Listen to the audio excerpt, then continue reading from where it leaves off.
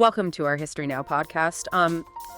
Imagine for a second surviving a brutal, bloody war for your freedom. Right. You know, you finally step off a plantation, you're a legally free person, and then literally days later, you are arrested for the crime of looking unemployed. Yeah, which is just wild to even think about. It is. And your punishment for that, being legally hired right back out to the exact same plantation you just escaped from. Wow, yeah. And the thing is, this wasn't some glitch in the system. It was the fine print of the 13th Amendment. It's a really staggering reality to confront. I mean, when you look at it, you see this historical progression spanning well over a century, and the continuum of control just becomes impossible to ignore. Like, we're really tracing a direct line from 1865 straight to the present day. And that is exactly our mission in this conversation because, you know, as a community, we really need to unpack the enduring legacy of the 13th Amendment, specifically that exception clause. And we're going to look at how the criminal justice system has, frankly, been engineered historically to control and extract labor from Black Americans. Right. Absolutely. And we're pulling from a ton of incredible research today. We've got University of Chicago legal scholar Adam A. Davidson's work on modern legal frameworks. Which is brilliant, by the way. Oh, it really is. We also have records from the Encyclopedia of Virginia on the Vagrancy Act of 1866.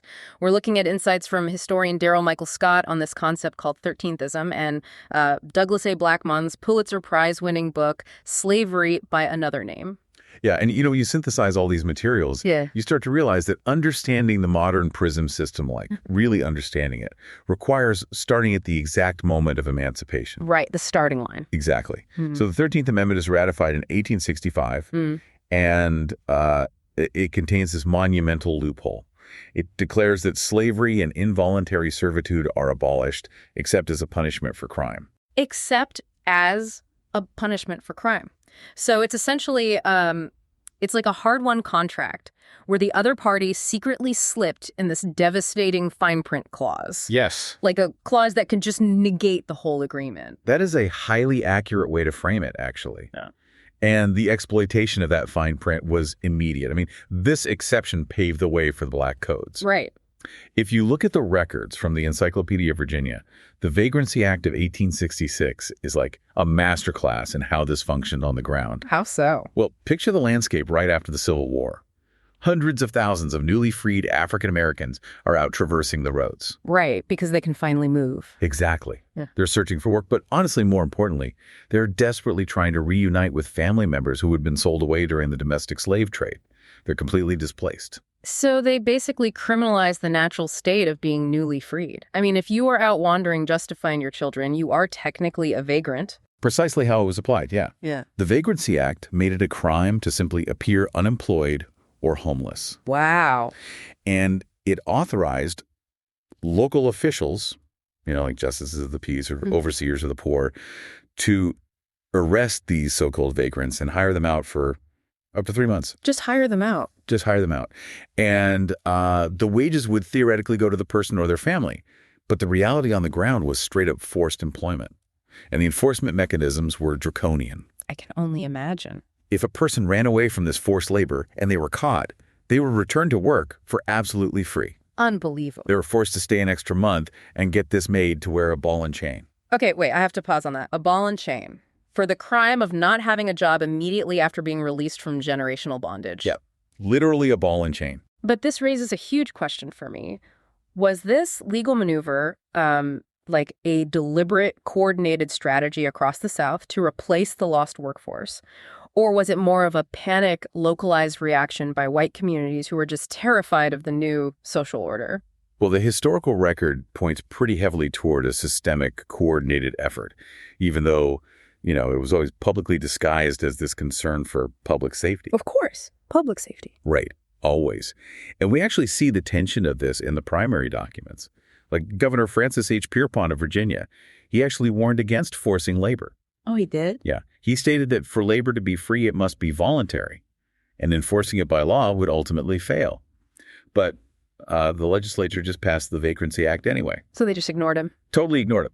It actually took General Alfred H. Terry of the U.S. Army, who was the commanding general of Virginia at the time, to step in and forbid the law's enforcement. Wow. And General Terry explicitly wrote that the law would reinstitute slavery in all but its name. Which means the people in power at the time knew exactly what was happening. They weren't under any illusions about this. Not at all. And this really shifts our understanding, right? Because criminalizing Black life wasn't merely about social control or keeping people, quote unquote, in their place. It was a highly profitable economic engine. Oh, absolutely. It was all about the money. Because of that loophole, these newly minted criminals were now legally available for forced labor. And the sheer scale of the profit generated from this is just staggering. Douglas A. Blackmun's research, along with Michelle Alexander's The New Jim Crow, they detail how these minor or, frankly, entirely fabricated offenses fed the convict leasing system. Right. Fabricated offenses. Yeah. Law enforcement utilized charges like malicious mischief or vagrancy or simply failing to show proper respect to a white person. Failing to show respect, that could get you arrested. It could get you years of hard labor. These incredibly vague laws sent unprecedented numbers of Black people straight into the penal system. It essentially sparked America's first real prison boom. And once they were locked up, the state basically became a labor broker. Exactly. The state leased these overwhelmingly Black prisoners out. They went to private white planters. They went to railroad companies, to coal lines. So everyone's cashing in. Everyone. The state governments generated massive revenue, and the private corporations reaped astronomical profits. Well, the prisoners get nothing. Nothing. The prisoners earned nothing and suffered brutally. They were often working under the whip from dawn until dusk, and the legal justification was chillingly overt. What did they say? In 1871, the Virginia Supreme Court officially ruled that a convicted person was, quote, a slave of the state. A slave of the state. End quote. Yeah. They put it right there in the legal opinion.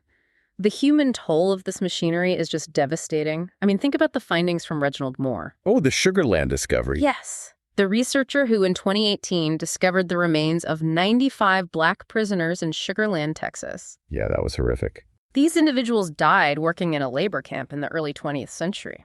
And their ages range from 14 to 70. And, that age range is so critical for us to absorb. I mean, a 7-year-old dying in a Texas labor camp in the early 1900s. Yeah. That means that person was likely born into chattel slavery, gained their nominal freedom after the Civil War, and was then re-enslaved by the state until the labor literally killed them. My God. Over 3,500 prisoners died in Texas alone before the state finally outlawed the practice in 1912. And even then, why did they stop? Oh, they only stopped because the massive death toll was becoming a public relations scandal, not for moral reasons. Right. But I have to push back here for a second, or at least challenge the common narrative. Sure. Because when we hear stories like Sugar Land, Texas, it's incredibly easy to frame this as just a Southern problem, right? Like a racist hangover from the plantation economy. Right. But if private corporations, national railroad yards, and industrial coal mines are heavily involved in buying this human labor, this isn't just a Southern issue. Isn't this forced labor a foundational element of early American industrial capitalism itself? That is such a vital distinction to make. I mean, you hit the nail on the head. This was not merely an agrarian Southern phenomenon clinging to some bygone era. Exactly. This was modern national industry utilizing a captive, unpaid workforce to build the infrastructure of the 20th century. Oh, wow. The railroads that connected the country, the coal that fueled northern factories, a massive portion of it was extracted through the blood of convict leasing. It was a national economic strategy built entirely on a constitutional loophole. It totally reframes the entire Industrial Revolution for me. But, of course, with such systemic brutality, the Black community didn't just sit back and suffer in silence. Right, never. And this leads us into a really fascinating intellectual history. Historians now refer to this organized resistance as 13thism. Yeah, 13-chinkism. Historian Daryl Michael Scott has done some really extensive work tracing this. Even back in the 19th century, giants like Ida B. Wells and Mary Church Terrell, they were actively fighting against the consignment of prisoners to hard labor. They were already on it. Oh, absolutely. And they didn't just argue for better conditions. They fundamentally argued that the state was utilizing the penal system to circumvent the abolition of slavery. Calling it what it was. Exactly. Yeah. But the landscape of this resistance shifts in the early 20th century. Private convict leasing starts to decline due to those high mortality rates and the PR scandals we talked about. Right. So instead, the state takes direct, monopolistic control of the labor. Prisoners are shifted to state-run chain gangs.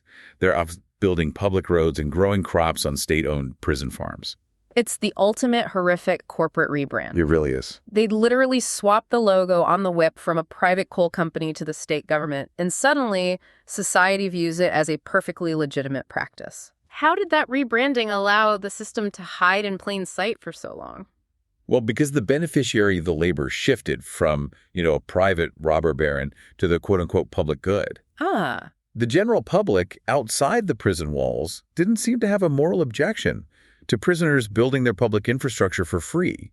Because the cruelty was state-run, it was just rationalized as legitimate legal punishment. Right. It's just paying your debt to society. Exactly. Yeah. And honestly, it wasn't until the Great Depression, when severe economic desperation led to white men also ending up on these chain gangs, that the broader American public suddenly started paying attention to the horrors of the practice. Wow.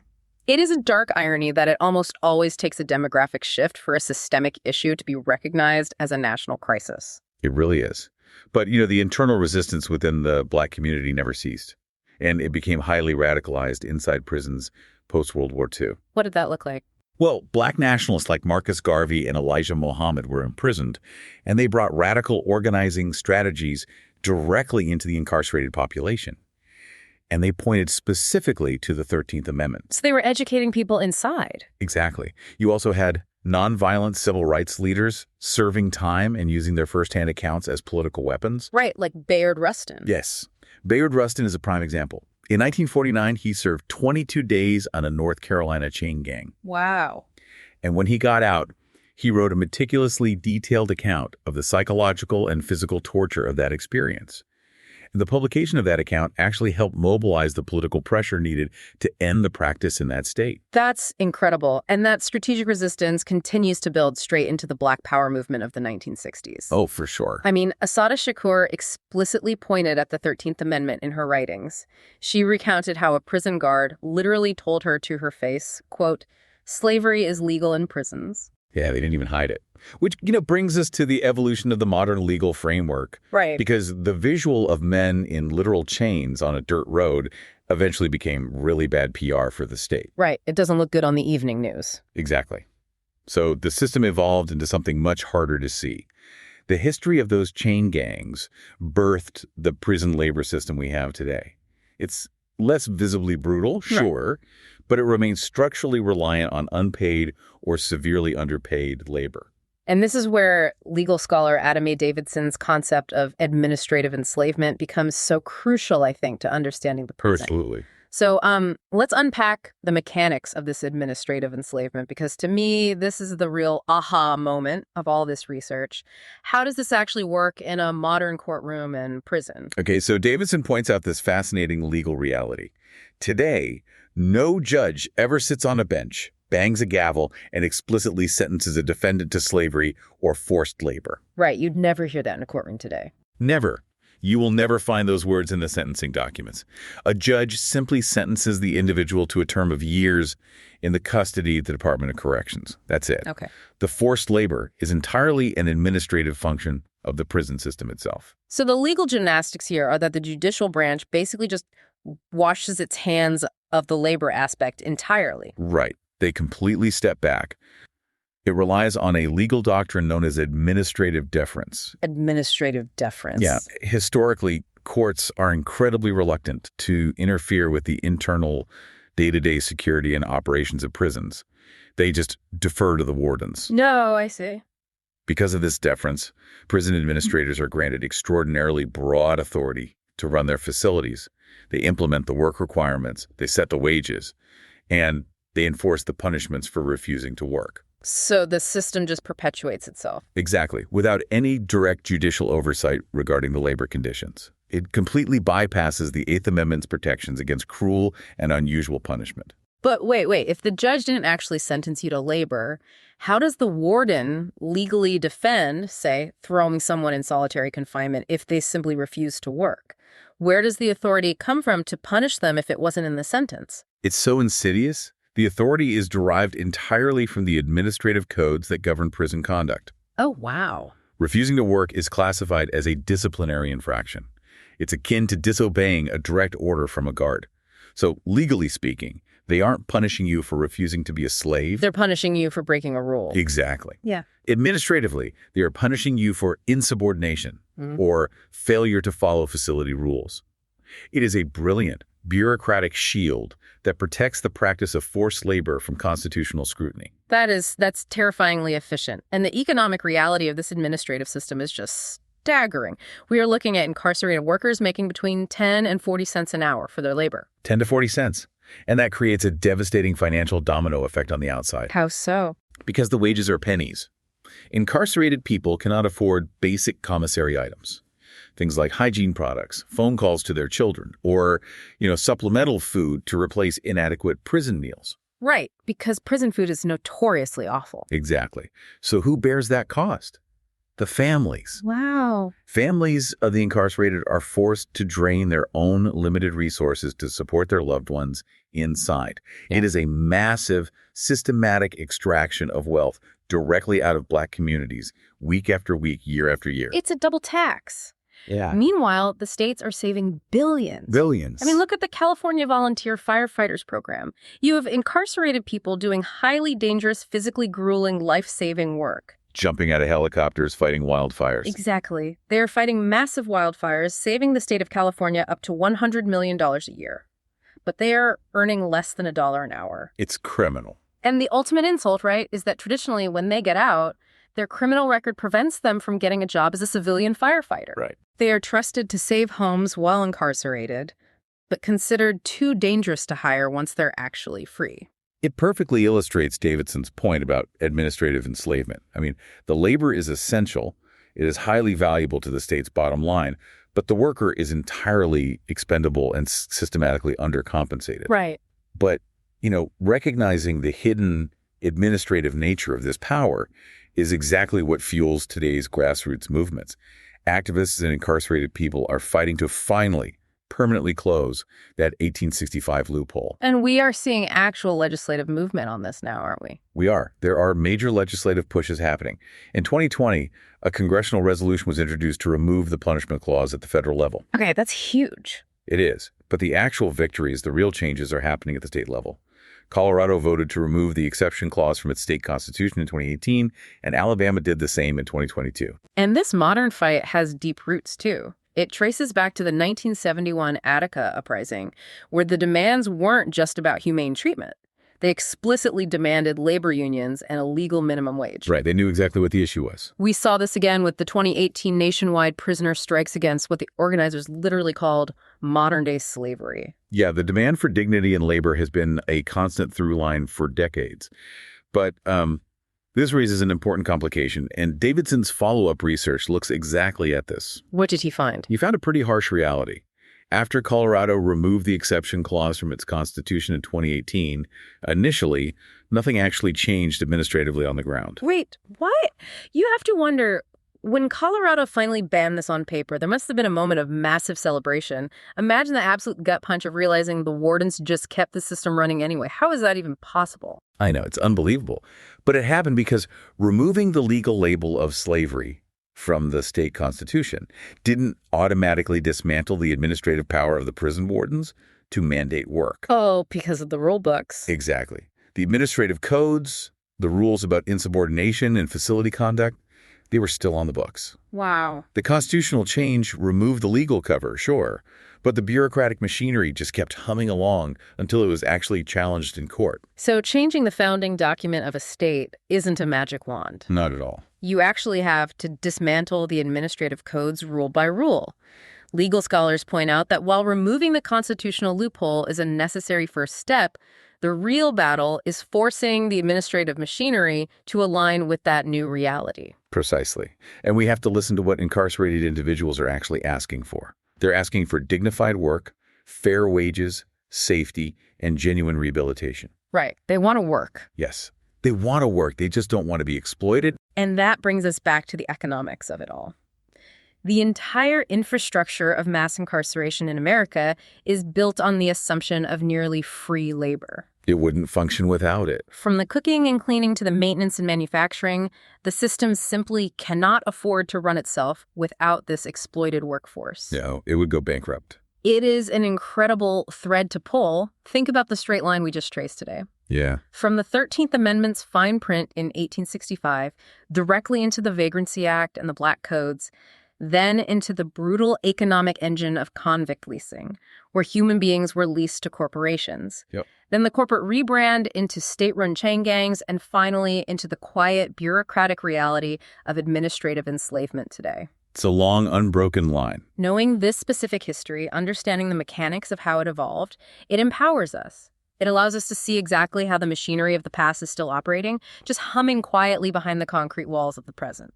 It demystifies the system entirely.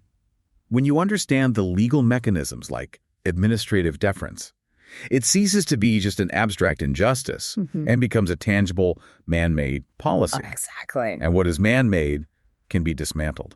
And I want to leave you with a final thought to ponder as you go about your day.